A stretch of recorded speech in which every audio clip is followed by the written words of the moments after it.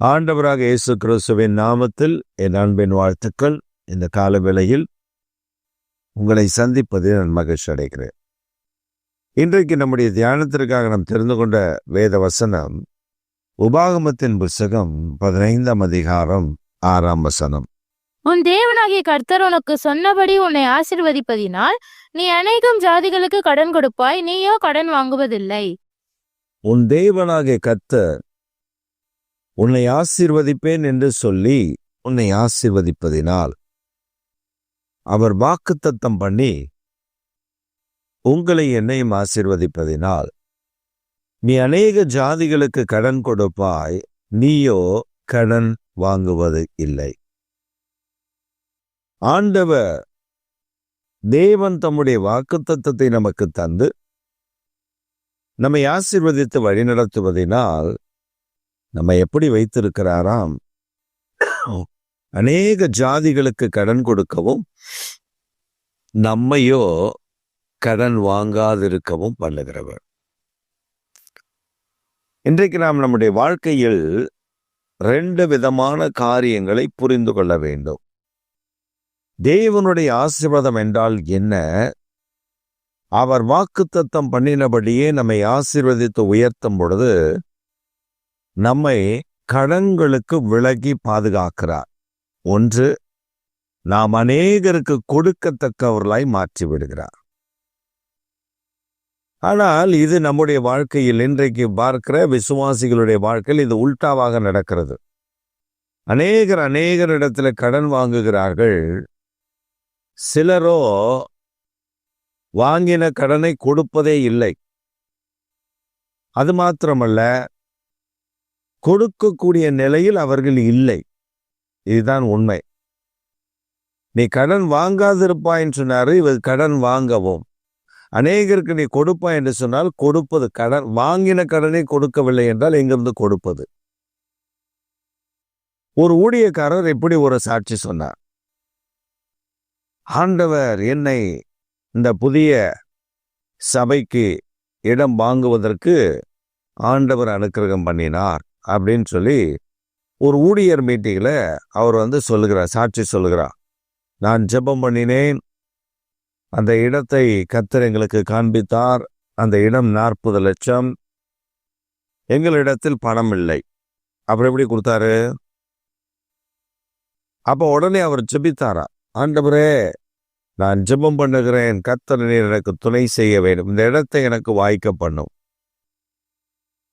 அவர் சொன்னார, 4 பெயர் சொல்லி இவர்களிடத்தில் நான் போய் கேட்பேன், அவர்கள் இல்லை என்று எனக்கு கொடுக்க வேண்டும். அவர் சொல்றாரு, நான் ஜெபம் பண்ணினேன், நான் போனேன், ஒருவர் 10 லட்சம் கொடுத்தார், இன்னொரு 10 லட்சம் கொடுத்தா, எல்லாம் கடை, ஏனாமா இல்ல, எல்லாம் கடை கொடுத்தார். நான் 40 லட்சம் கடன் வாங்கி இந்த இடத்தை கடன் வாங்குவதற்கு கூட கர்த்தர் கிருபை செய்தா அப்படின்னு சொன்னார். இந்த மாதிரி பைத்தியங்களை வைத்து நம்ம என்ன செய்வது? ஆண்டவர் சொல்லுகிற, நீ அநேக ஜாதிகளுக்கு கடன் கொடுப்பாய், நீ அநேகருக்கு கொடுப்பாய், நீயோ கடன் வாங்காத இருப்பாய். இப்ப விசுவாசிகள்கிட்ட போய் இதை சொன்னா அவங்க என்ன சொல்லுவாங்க? கடன் வாங்கலாம் போல. இல்ல, இதுதான் தவறான புரிதல். தேவனாகி கர்த்தர் உனக்கு சொல்லியபடியே உன்னை ஆசீர்வதிக்கும் பொழுது அந்த ஆசீர்வாதம் சர்ப்ளஸ் ஆஃப் பிளஸிங் என்று சொல்வார்கள். அதாவது வழிந்தோடுகிற ஆசீர்வாதங்களை கர்த்தர் கட்டளையிடுவார். ஒரு காரியத்தை நமக்கு செய்யணும் அப்படின்னா நாம இந்த மனிதத்தில் கேட்கவா, அந்த மனிதத்தில் கேட்கவா, இந்த கடன்கார இடத்துல போகவா, அந்த பேங்க்ல கேட்கவா என்று சொல்லி நாம் அலைகிறதை விட்டு தேவ சமூகத்தில் அமர்ந்து ஆண்டவரிடத்தில், ஆண்டவரே இந்த காரியம் இருக்கிறது, எனக்கு நான் என்ன செய்வதென்று கேட்டால் அவர் அற்புதமாய் நம்மை வழிநடத்துவதை பார்க்க முடியும். நான் அநேக ஊழியங்களிலே நான் இப்படி செய்து பழகி இருக்கிறேன். கர்த்தர் என்னை நடத்தி இருக்கிறார். ஒரு முறை மதுரைக்கு போக வேண்டும் என்று ஆண்டவர் சொல்லுகிறார். நான் சொன்னேன், மதுரைக்கு போக வேண்டும் என்றால் நிறைய பணங்களை ஆண்டவர்கிட்ட கேட்கலாம். ஆனால் நான் சொன்ன மினிமமாக எனக்கு கொடுங்க, நான் போயிட்டு ரிட்டர்ன் வர்ற வரைன்னு எனக்கு அந்த தேவைகள் சந்தைகள் என்று கேட்ட பொழுது ஆண்டவர் 2 நபர்களை வேக வேகமாய் வந்தார்கள். உன்னை கர்த்தர் எங்கேயோ போக சொல்கிறார், இந்த பொடி, இன்னும் கர்த்தர் எங்கேயோ போக சொல்கிறார், இந்த பொடி, கிளம்பு, சீக்கிரம் கிளம்புன்னு சொல்லிட்டு 2 பேர் போயிட்டார். எனக்கு ஆச்சரியம், அதுதான் ஆச்சரியம். என்னோடு கூட கர்த்தர் பேசுகிறார். 2 பேர் பணங்களை கொண்டு வந்து கொடுத்து விட்டு கிளம்பு என்று சொல்லிவிட்டு போய்விட்டார்கள். நான் கிளம்பி போனதுனால ஆண்டவருடைய பெரிய கிருபையினால அந்த குடும்பங்கள் பாதுகாக்கப்பட்டது, ரட்சிக்கப்பட்டது, மீட்கப்பட்டது. ஆண்டவர் ஒரு மீட்பை, ஒரு ரட்சிப்பை ஆண்டவர் தந்தார். இல்லை என்றால் அந்த குடும்பம் முழுவதும் தற்கொலை பண்ணி மறைத்து போயிருக்கும். ஆண்டவர் பாதுகாத்து இன்றளவும் அந்த குடும்பம் நல்ல நிலையில் கர்த்தர் வாழ ஆண்டவர் அவர்களுக்கு கிருபையும் தயவையும் தந்திருக்கிறார். இப்போ நம்முடைய தேவைகள், நாம் நினைக்கலாம் பணம் நமக்கு தேவைதான், பணம் நமக்கு வேண்டும். ஆனால் பணமே நமக்கு எல்லாவற்றுக்கும் தீமையை கொண்டு வந்து விடக்கூடாது. நம்முடைய இருதயம் பணத்தின் மேல் இருக்கக்கூடாது. நம்முடைய இருதயம் நம்முடைய இரட்சகராக தேவன் மேல் மாத்திரம்தான் இருக்க வேண்டும். மக்கள் என்ன நினைக்கிறார்கள், ஜனங்கள் என்ன நினைக்கிறார்கள், விசுவாசிகள் என்ன நினைக்கிறார்கள்? ஒரு சபையினுடைய வளர்ச்சி, அது வளர்ந்து வருகிறது என்று பார்த்த உடனே அங்கே ஜனங்கள் கொண்டு வந்து கொட்டுகிறார்கள் என்று நினைக்கிறார்கள்.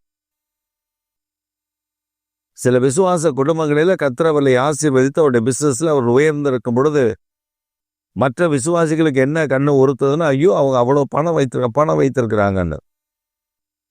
கர்த்தர் அவர்களுடைய பிசினஸை ஆசீர்வதிக்கிறார்.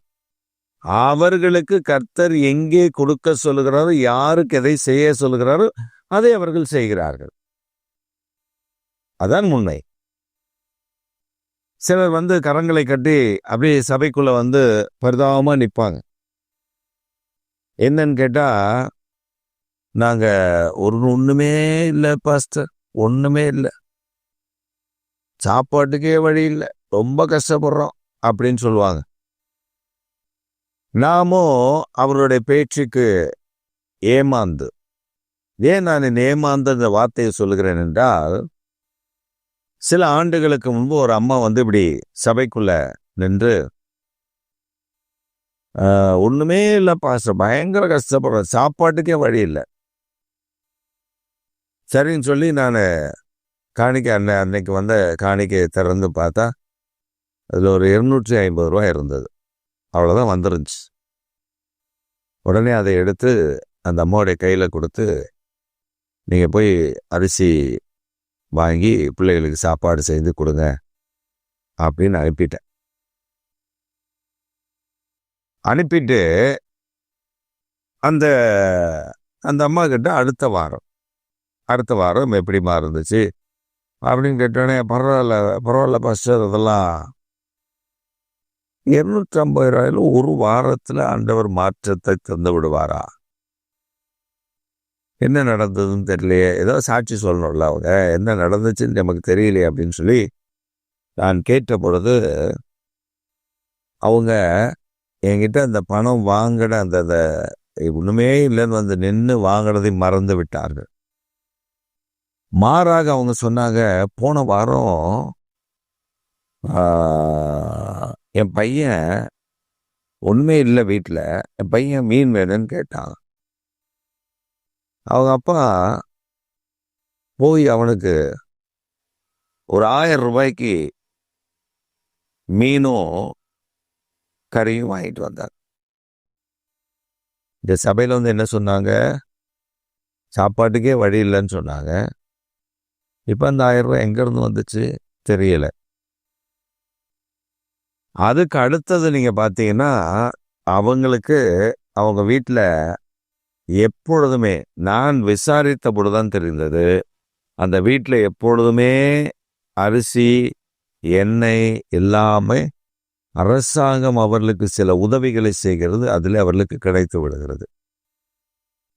பின்புதான் நான் கேட்டேன், அவர்களுக்கு பல வருமானங்கள் அவருடைய கரங்களில் இருக்கிறது.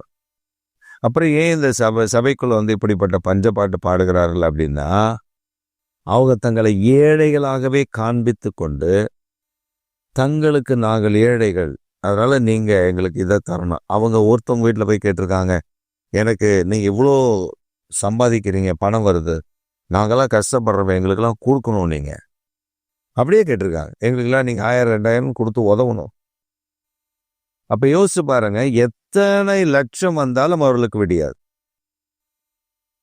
இப்படிப்பட்ட ஆட்கள் கடன் வாங்குவார்கள். எல்லா இடத்துல கையேந்தி கடன் வாங்குவார்கள். அதை கடனை கொடுக்கவே மாட்டான், திரும்ப செலுத்தவே மாட்டான். அந்த எண்ணம் இருக்காது. அது தேவனுடைய ஆசீர்வாதமா இல்லை.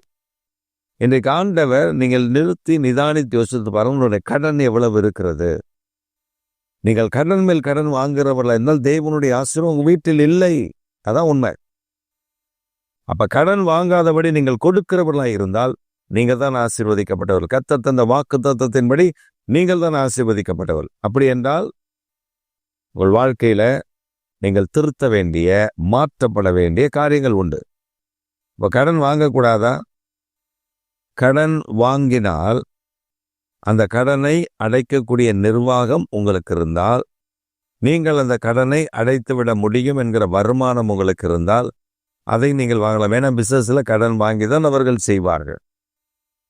ஆனால் கர்த்தருடைய வேதத்தின்படி நீ கடன் வாங்காதபடி கொடுக்கிற மனிதனாய் மாற வேண்டும் என்பதுதான் தேவ திட்டம். அப்ப தேவனுடைய ஆசீர்வாதம் நம்ம இடத்துல வரும் பொழுது நாம் கொடுக்கிறவர்களாய் மாறியிருப்போம், வாங்குறவர்களாய் அல்ல.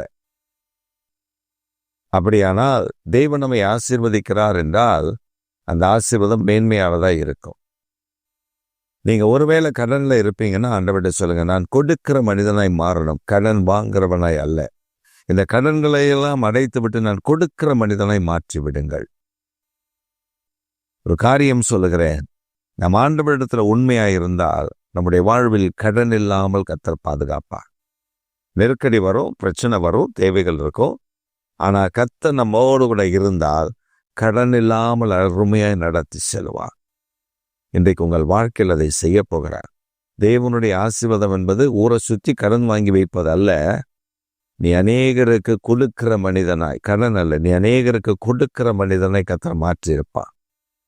அந்த ஆசீர்வாதத்தை இன்றைக்கு உங்கள் மேல் வைக்கிறார். நீங்கள் ஒப்பு கொடுத்து தேவனிடத்தில் கேட்டால் உங்களுக்கு கடன் இல்லாமல் மாற்றி ஆசீர்வாதத்தின் நன்மை நலவுகளை நிரப்பி விடுவார். ஆமென்.